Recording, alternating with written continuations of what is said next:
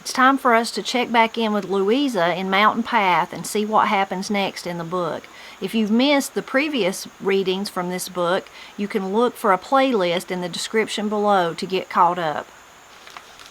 Saturday morning, while the dawn was yet changing from blue to gray, Louisa was awakened by Rye's cry of, "He's a-comin', teacher, he's a-comin'! Where is it now?" She remembered and aroused herself sufficiently to point to the mantel where lay 2 letters she had written the evening before. Rye caught up the letters and ran downstairs. Louisa, fully awake now, jumped out of bed and reached the window in time to see Rye dash across the yard, calling as she ran, "Don't let him get by, Pete!" Pete stood in the middle of the road and watched a fat man on a raw-boned gray mule amble slowly toward him. So leisurely was the progress of the man and mule that Rye, too, had time to stand in the road and wait. "Rands, teacher's a-sending 2 letters by ye," she said when the mail had last reached her and the mule stopped of its own accord. While the fat man took the letters and money from Rye's upstretched hand, fumbled in a jumper pocket for stamps and change, licked the stamps with particular care, then screwed himself about in the saddle in order to unfasten and refasten the saddlebags, Rye made conversation. "Now you'll take good care of teacher's letters and not be a-going to sleep and a-losing the saddlebags like you done onct." "Now, Rye," the man drawled in the slowest voice Louisa had ever heard, "you know, I never lost the bags but the one time. And anyway, I never sleep in the morning a-going out, just at night a-comin' back." "Never can tell," Rye said, and clicked her tongue. "When are you aiming to start sending Mark?" "Pomp's a-startin' Rule to school on Monday. Mark'll come as soon as his ma gets done with the blackberries." Rye clicked her tongue again. "We uns is finished with the blackberries and are in the fodder beans. It'll be apple drying time 'fore long." The big man had closed the saddlebags by this time and sat with his face toward the mule's ears again. "Your ma want anything from High Rock?" "Not today, she don't." The gray mule raised its ears, flipped them twice, and then started down the road. Rye remembered something, and the mule had to stop again. "I clean forgot. Mom said for you to find out if'n it's the honest truth that Lori Lovelace run off from her man over at Piney like we heard." "I'll look into it," the mail carrier said as his mule started again. Louisa, completely taken up with the drama of getting her letters off, did not notice Chris and the 2 dogs that followed him everywhere come across the barn lot on the other side of the road until Pete called to him, "We got teacher's letters to the mule." "Teacher needs a letter box," Rye told him. "Last night she didn't know and told me she wanted to write some letters 'fore she went to bed, and how'd she mail 'em this morning? If'n me and Pete hadn't a-got up and a-given 'em to Rands, they'd a-had to a-waited till next week. And if'n she'd a-laid 'em on the fence post like Mom does sometimes, they'd a-got all foggy," Pete said. Chris opened the barnyard gate and said nothing. Louisa watched him, how he stood back and waited to let the greyhound go first, then stepped through and patiently waited again until the black mongrel with the brown ringed eyes trotted up and walked leisurely through. "I'll see what I can do about a mailbox for teacher," he said when the dogs were in the road. Rye jumped and said, "Goody," but was immediately quiet and serious again. "Teacher needs a table to write on and a stool for to set on while she's writing," she told him. Louisa never knew what answer, if any, Chris made to Rye's suggestion of furniture. Corey's call up the stair hole of, "Breakfast's pert nigh ready, teacher," and almost immediately after a loud wail from Beetle, suddenly awakened to the emptiness of the big house, drowned any conversation she might have heard from the road. She was late in getting downstairs and so found only Corey and the children about the table. "You ain't forgetting what we're aiming to do today, have you, teacher?" Rye asked. "I'm a-goin' too," Pete said. "Sich young'uns," Corey admonished, "always on the gad. You both must have been born when the sign was in the legs." "We got to take Teacher on her visitin', ain't we?" Rye wanted to know. "Hazes'll be lookin' for her, won't they, Teacher?" Louisa had no remembrance of committing herself to a day's visit with the Hayes cows, but she did remember that yesterday Rye and Mabel seemed to have been unusually busy talking together and planning something. Rye, it appeared, was her social secretary as well as her deputy trustee. She might as well go, she thought. After all, there was nothing else to do. She ought to read German for a couple of hours. Rye was looking at her expectantly. "I'm sure they'll be expecting us," she said. She could read German tonight. While Corey and the children did the morning work about the house and barn, Louisa straightened her own room, peeped into a textbook, closed it, and grew restless for something to do. She wished, as she had dozens of times since coming to the valley, for a cigarette. She had never attempted to sound Corey on the subject of smoking, but Superintendent Russell, on the one time she had heard him mention the matter, had left room for no doubt as to the advisability of any woman schoolteacher smoking a cigarette. However, thinking of his fiery words, she only wanted one more.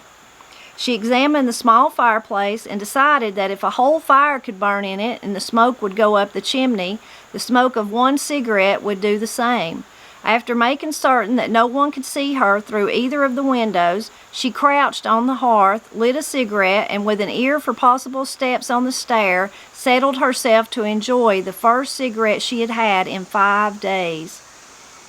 Her pleasures, however, were short-lived. The smoke would not go up the chimney. After 3 puffs, the room seemed alarmingly full of smoke. She hastily extinguished the cigarette and was frantically trying to fan the smoke up the chimney and out the windows when Rye called up the stairs that she and Pete were now ready to go to Hayes's whenever Teacher wanted to. Teacher was only too glad to leave the scene of her crime and was careful to keep either always in front of or a few paces behind the children during the first part of the journey. The path to Hayes's led across the barn lot and down through Lee Buck's cornfields and sorghum molasses bottoms. The sun was hardly above the ridges. It was a long while till dinner time, so there was no need to hurry. Rye and Pete must stop every few steps and point out some rock or tree or hill that might interest Teacher. Just past a grove of poplars that grew below the barn, Rye led Louisa a little distance from the path and showed her a large sinkhole falling deep into the cavernous limestone. "If'n you'll bend over and listen, Rye, you can hear running water," Rye told her after she and Pete had thrown in rocks and listened to their boom-boom down the depths. Louisa listened and heard what sounded to be a stream of running water far below. "That's Cave Creek you're listening to," Rye said. "I reckon you've noticed there ain't no creek on top of our land." "Yes, I have, but where does the water down there go to?" "It runs out into the river, through the mouth of a great big cave," Pete said. "You must take me to see the cave sometime," Louisa said, and raised her head in time to see Rye giving Pete the sort of look peculiar to older sisters who are suddenly called upon to silence younger brothers without the use of words. Pete's small ears grew bright red, and he looked at the ground, but Rye flipped hair out of her eyes and smiled quickly at Teacher. "It's a powerful hard place to get to, that cave. We'd best be getting on. See that hill yander, Teacher? Well, just a little yan side is the Brander Sue's Mises. You can see the place when the leaves are off. Sometime I'll take you to visit them. Have they any children to send to school?" Rye counted on her fingers. "Just 3, I reckon, that ain't too big to work or too little to traipse such a piece. Brander, he's kind of a preacher. They're awful poor and sort of trashy." They walked through another cornfield and into a narrow woodland filled with young, long-trunked poplar trees. Low, steep hills rose above the trees on each side of the path, and in one of them, only a short distance away, Louisa saw a small log cabin set in a steep yard filled with the bright orange and red and yellow of zinnias and marigolds. "Who lives in that pretty little place?" she asked Rye, who was walking quickly ahead. "That's Uncle Peter and Aunt Elgie's place," the girl told her, hardly glancing at the house and hurrying on down the path. "She has pretty flowers," Louisa said, stopping for a better look at the place and noticing that another path, but little fainter than the one she walked on, led through the trees, across a rail fence, and up towards the house. "Aunt Elgie always liked flowers," Rye said, slowing her pace a little. "And are there any children up there?" "Land, no. Uncle Peter, he's Pop's uncle, and powerful old and weakly like Aunt Elgie." "Let's go up for a minute. I'd like to see the flowers and meet your relatives," Louisa suggested.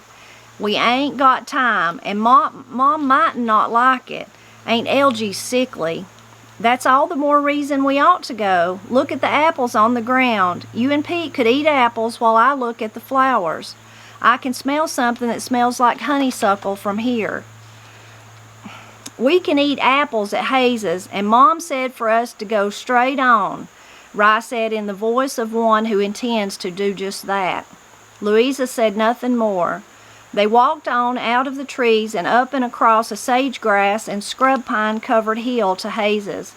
Rye, she thought, must be an unusually good child. She not only seemed to do all the things her mother wanted her to do, but to refrain from doing anything she even thought that Corey might not like. Corey, it seemed to Louisa, would have been glad for them to visit the sickly old woman and look at her flowers. The Hayes cows lived on the side of a hill not far from the river. At least Rye said that the river bluff was not far off. Louisa could not see the river, only trees and small rocky fields. Mrs. Sally Cow, with a baby in her arms, and Lander, Mabel, and Quiet, grouped behind her in the door, met them on the porch. She was dark-haired and dark-eyed like her children, with apparently much more thought for her dress than the helter-skelter Corey. She wore shoes without stockings, and her dress was bright-printed percale, stiff and glossy with starch. When Rye had got the two women acquainted, the children all went to the spring for fresh water and some muskmelons that Lander said he had put to cool there. "It's such a nice day," Sally said, gently rocking back and forth with her baby Jack, who was already asleep. "Yes, it is," Louisa agreed, and wished for a baby to rock too. She could think of nothing to say, and Sally shared none of Corey's artless faculty of asking questions. She was glad when the children returned, muskmelon seed on their chins, and Mabel carrying the golden half of one for Teacher. Not long after, Sally said something about it being dinner-getting time and took the sleeping baby and went into the house. Soon, Quiet alone remained with Teacher, for Sally sent all the other children on various errands necessary to the dinner-getting.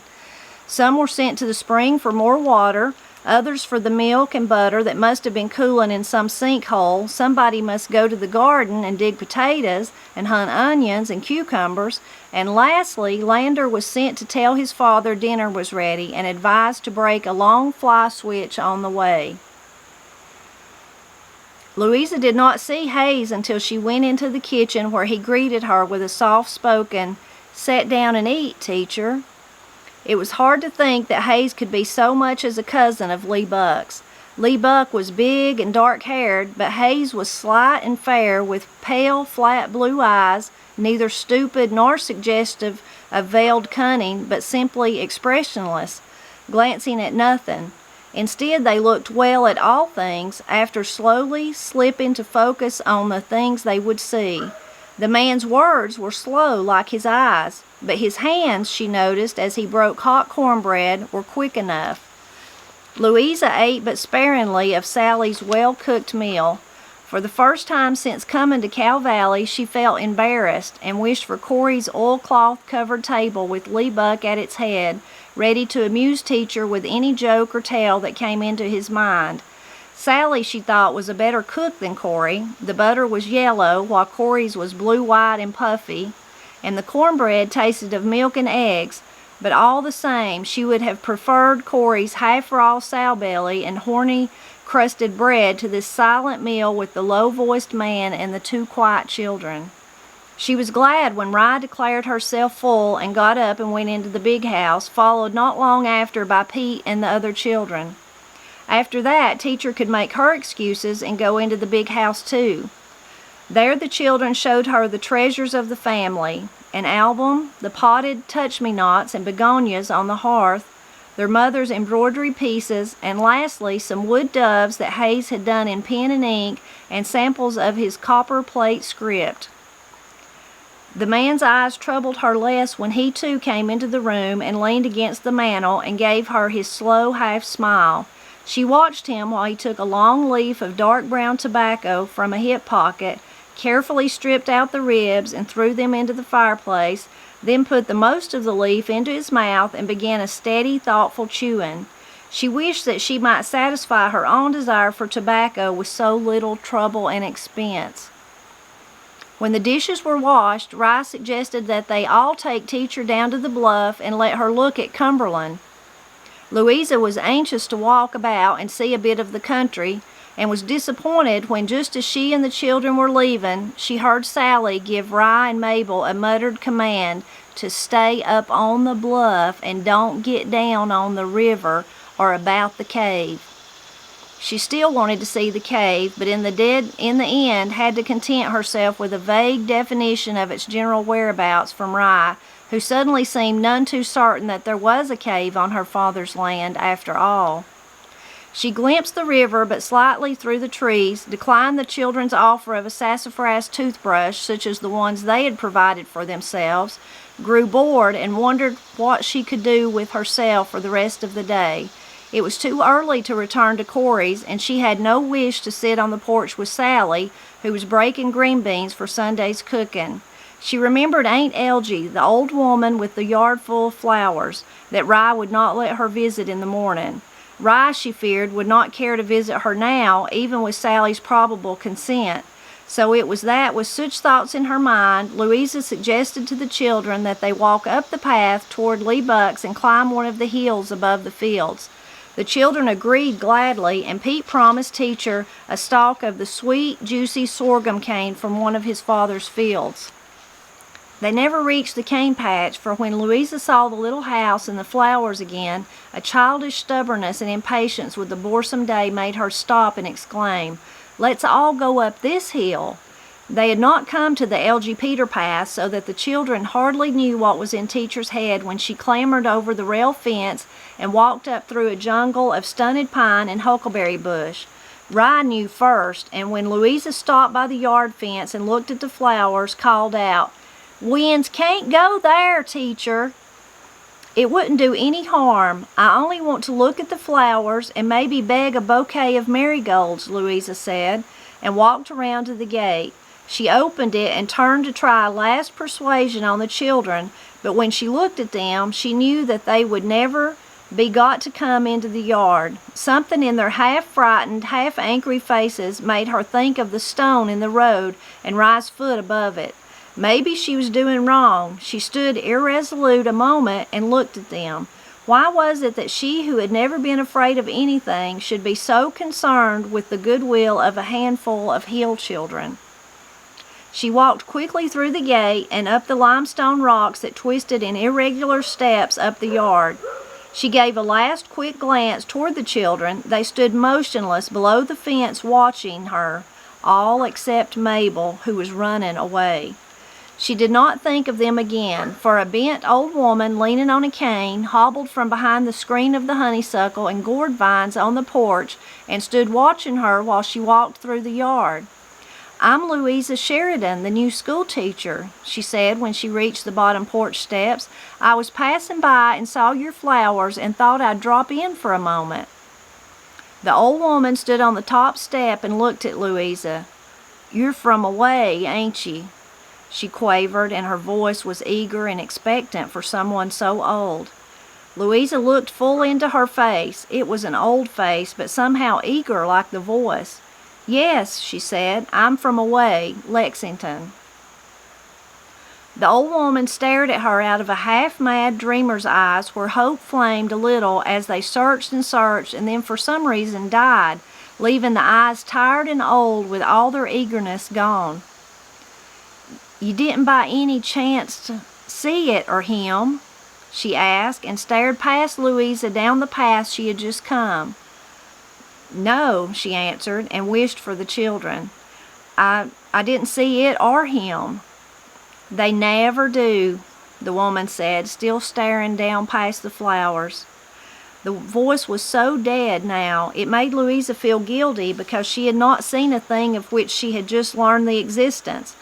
Maybe somebody will yet," she said, just remembering that she had come to look at the flowers. She plucked a large rough leaf from the gourd vine. "You have the nicest flowers of anyone around," she said. "The gourd vine makes a pretty shade." The old woman seemed not to have heard, but stood and searched the treetops and the hills. Louisa looked onto the porch and saw a red cedar water bucket with a gourd dipper hanging above it. She had always wanted to drink from a gourd dipper, and maybe... "Could I have a drink of water, please?" she asked, and repeated the request before Aunt Elgie remembered that she was there and took her searching eyes away from the valley. "Come in out of the hot sun," she said, "and have a gourd of water. Corey told me something about ye," she went on as they were seated on 2 hickory rocking chairs back of the gourd vines. "I asked her to bring you visitin', but I knowed she never would." "I came anyway," Louisa said, trying to decide whether or not the woman were insane as she had first thought, or merely old and childish. It was pleasant talking to her. She listened like a shut-in child to all the trivial common things Louisa told her of. Getting the letters off this morning, Corey's plan to wean Beetle soon, and the names and ages of the children who had so far come to school. She led Aunt Elgie to talk of her flowers and of Uncle Peter, who had gone to Pomps.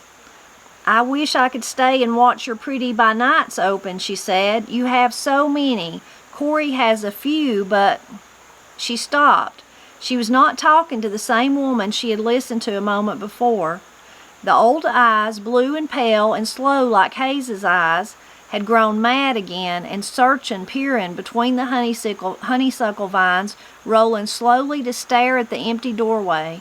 Brown, claw-like hands with their fingers cold and stiff touched Louisa's arm.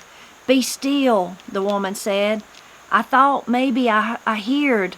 It does sound like the wind coming from so far and all." The pretty by nights," she could think of nothing else, "will be opening soon, and I must be going." She stood up. "The pretty by nights was like pieces of the moon on the ground the night they brought him home to take him away," Aunt Elgie said. She hobbled after Louisa as she walked across the porch. "I know he'll come back someday. They can't keep him always, but sometimes I get the feeling that they got him apart, you know. You'd know him, but when you go back to where you come from, I wish you'd look for it, will you? It'd ease my mind to know everybody was a-looking."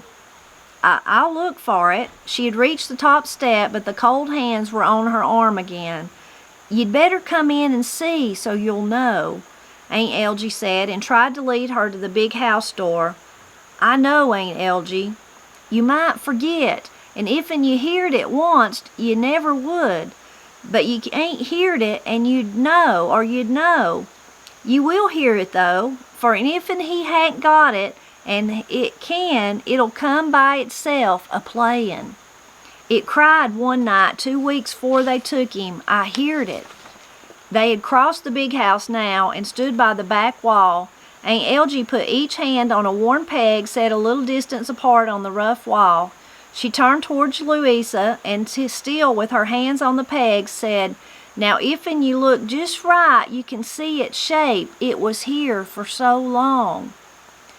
Louisa stared at the wall but could see nothing, except that a part of the space between the pegs was less darkened with smoke than the rest of the wall, as if something might have rested there a long while back. She felt the eyes searching her face. "Can you see it?" Yes, but it's dim. It hung there nigh on to 100 years. Peter always said, and it'd been away only a little time, just a few years longer than last week. It ain't plain today. I'd better make ye see. You'd better measure it with your hands like this." She stretched her twisted hands with thumbs touching thumb and fingers together and laid them over and over the spaces between the two pegs until it was all taken, and only the width of 3 fingers remained. "Now ye do it," she said. Louisa measured as the woman had measured, and her 2 hands could lie in the space 3 times with yet enough room for 1 hand without the thumb. "Now ye know how long it was," Aunt Elgie said as she hobbled back to the door. "It was a darkish brown from being so old, and its neck was shinier than the rest of it. It was made of a lot of different woods, so they always said. Nobody never seen a fiddle like it. 1 peg of it was carved fine and little into a woman's head, and 1 a man's, and 1 a lion's, and 1 a choir animal with 1 horn. The old people from way back made it and took their time. Davy was like them old uns, always a-taking his time and his fun. He wasn't a mean boy. How are you today, Elgie?" Sally stood in the door and looked at them. Aunt Elgie seemed neither to see nor hear her. "They say he done it, but there are them that lives that knows. So they took him and it. He'll come back, but I get afeared it's lost. There be them that say," Sally pushed her gently into a chair by the empty hearth, "you'll be wearing yourself out, Elgie. The teacher's got to be going." "The evening's long," Aunt Elgie said with a sudden show of sanity. "We got to be a-going," Sally said. She moved toward the door. "You'd better come along and go with us." "It maybe might come while I was gone," Aunt Elgie said. She hobbled to the door and stood there watching as they walked down through the yard. As they passed through the gate, she called, "Don't forget ye to be looking, and if'n you see Davy, tell him to get on in." "I'll look," Louisa called. "You hadn't ought to have come," Sally said when they were out of the yard. "I come soon as Mabel come a-running to tell me. You're as big-eyed as a cow. Feared of crazy folks?" "I never saw one before. But is she altogether crazy?" She wished that Sally would have stayed away. Sally sighed. "She ain't always been like that. It's just sometimes and about some things. She can do her work and such." "But she must have really had a fiddle once, and a son named Davy?" "Yes." "I wish she could get that fiddle. It might make her sing. It must have been a pretty thing. The way she told it, I can almost see it." "It was pretty, and the sweetest singing. I wish she had it too." "But doesn't somebody know where it might be? Things like that don't just get lost." Sally stood still in the path and broke a dogwood switch from a nearby bush and slowly plucked its leaves away 1 by 1 before answering. "Many's the time a lot of us have thought on that fiddle.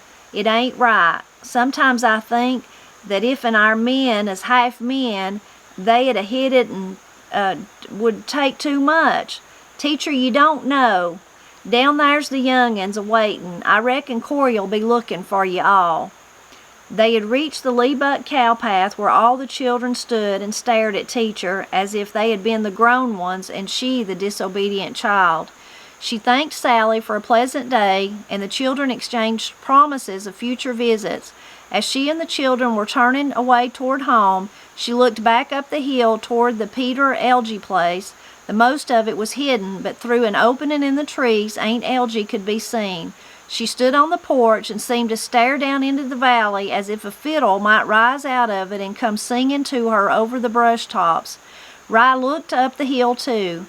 "You know, Teacher, some things about the world ain't right." "Yes," she answered, though in sociology she had learned that fact a multitude of times and parroted it off in recitation. Only now, she thought, did she really begin to know it. What had happened to Aunt Elgie once when her pretty by-nights were in bloom? She and the children walked the rest of the way in silence. She wished that Rye would smile at her or make her feel in some way that the thing she had done was not so terribly wrong. She felt homesick and angry because of the lost day. It would have been better to have stayed home and read German. Some happiness returned to her when they passed through the barn lot and Rye cried out and pointed to a new mailbox neatly made of red cedar shingles. "Look, teacher, what Chris has went and done," she cried. "I bet him and Pop made her a table for her to write on," Pete said after the mailbox had been examined and found more than satisfactory. Corey called to them from the front loft room window where she stood and hung a flour sack curtain. "Hurry up, teacher. I'll bet you won't know you're loft." Louisa and the children ran through the big house and up the stairs to the loft room, where they found a small unpainted table and a low three-legged stool, both neatly made by hand. "It was nice of the men to take so much time and trouble to make things for me," she told Corey, surprised at the pleasure such simple furniture gave her. "They's glad to be a-doing it," Corey told her. "Chris, he's done most of the work, and Lee Buck, he done the advising. Down at Lodestone, that's where Chris comes from, his people always had things fixed right nice. I reckon the poor boy gets homesick for things fixed decent. He ain't like Lee Buck now. My cooking goes hard on him sometimes, but he never—" "Teacher went to see Aunt Elgie," Rice said, and Corey's talkative mood of gaiety vanished. "I wanted to see her flowers," Louisa said. "I didn't know that she was plumb crazy. Rye ought to have told ye. She seems somehow to know what she's talking about. She's not all the way crazy." Corey straightened the curtain. "Plumb crazy," she said again. "Don't set no store by nothing she says. Rye, here's Beetle a-settin' a-chawin' on teacher's shoes, and you a-standin' by." Rye picked up the baby. "Teacher didn't know," she said. "Beetle, talk a little. Say, 'Teacher, teacher.'" "Tee-tee," Beetle said, and waved a shoe. Corey smiled. "Young'uns take well to ye, teacher, for you to be so strange with 'em and all. Ye'd ought to marry ye a good man and raise some o' your own and quit worryin' with them big choir books. Lee Book said he never seed such books. Some o' them written words you can't even make out the letters." "They are written in German," Louisa answered absent-mindedly. She wished she could say, "And did they take this Davy to the penitentiary or to the asylum?" But she could not. Corey might be nothing more than a long, brown, barefooted woman in an ill-made cotton dress, but she had a natural dignity and reserve that Louisa, accustomed only to the dignity that comes of heroic corseting or much learning or money, respected too much to attempt to violate. Peter Cow was Lee Buck's uncle, and the disgrace of one family through either insanity or detected crime would be the disgrace of all. So the mysteries continue, even more mysteries in this one. Makes you wonder if whatever's going on in the community, if it has something to do with Aunt Elgie, if it has something to do with Davy and the fiddle. Now you want to know where the fiddle is? I'm fortunate to live with a fiddle player, so man, the fiddle music, I can see how the old woman wants to hear it again and how maybe she hears the wind and thinks it might be the fiddle coming back. So that part's really fascinating. The things I liked in this chapter, of course I loved all of it, but I like the part when they're eating breakfast and Corey tells Pete and Rye that they must have been born when the signs was in the legs because they like to gad about, they like to go about, they like to stay on the go. We might say like to loafer. So I really enjoyed that part, that language and the reference to the signs, because so many people in Appalachia, especially in days gone by, followed the zodiac signs for different aspects of their life. I like the part where she describes that Rye about the cave. Wouldn't you love to see that cave and the water down in that big hole, which is kind of scary. I wouldn't want to fall down in it. I can see how fun it would be to throw rocks in it. And just that amazing thought of that reminds me of Waters of the Mighty Deep, you know, Waters of the Mighty Deep, how they're under us and different places, brings to mind all those thoughts. But I love the part where Rye looks at Pete. She's trying to give him the look, like all families have this, whether you're mother and father, brother and sister, friends, of course have it too. But when you give somebody the look, like be quiet, you know, hush up, that's enough. So I like that part because of that little nuance. There's so many things like that in life that we take for granted till you really think about it. The times that your mama or daddy give you the eye and you better settle down, or maybe you give your kids or your friend or whoever the eye to be quiet, let's don't talk about that right now. So I like that little nuance put in there right there. And talking about Aunt Elgie, wouldn't you have loved to have seen those flowers? My marigolds are blooming really beautifully right now. They're really pretty this year. They were really pretty last year. My zinnias are still blooming, but some of them have begun to die back this time of the year. But wouldn't you have loved to have seen Aunt Elgie's flowers, and especially the gourd vine that covered her porch? I bet that was just so beautiful. I can see why Louisa wanted to go up there and actually see the flowers up close. Those were the prettiest ones she had seen since she come to Cave Creek. So I like that part.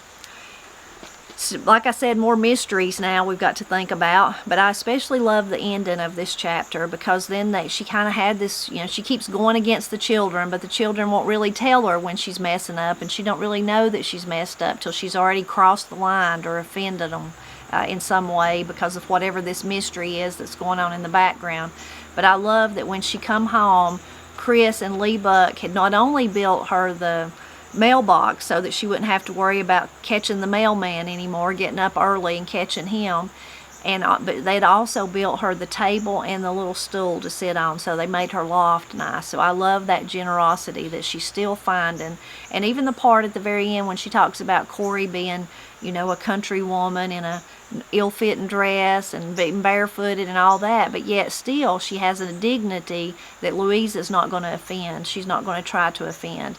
I especially love the part, which this is kind of the theme of the book, I'm sure you've already caught on, but where she says she was accustomed to the only dignity that comes of that she knew before meeting Corey and Lee Buck. The only dignity she knew about come from heroic corseting, and she's glad you don't have to wear a corset. I sure am. Much learning or money. So she's realizing all those things that I thought was one way. I'm beginning to see, no, the world's different when you're actually out there in it. Another place in this chapter, she talked about what she learned in sociology, but she had never witnessed it so clearly as she did with Aunt Elgie, and Rye saying, there's just some things in this world that just ain't right. It kind of sums it all up. Anyway, I really enjoyed this chapter. I hope that you did too, and I hope that you'll leave a comment and let me know what jumped out at you from it. And as always, I hope you'll keep dropping back by. We've got to find out now, is Aunt Elgie and the fiddle, is that part of the whole Chris mystery and what's going on in Mountain Path?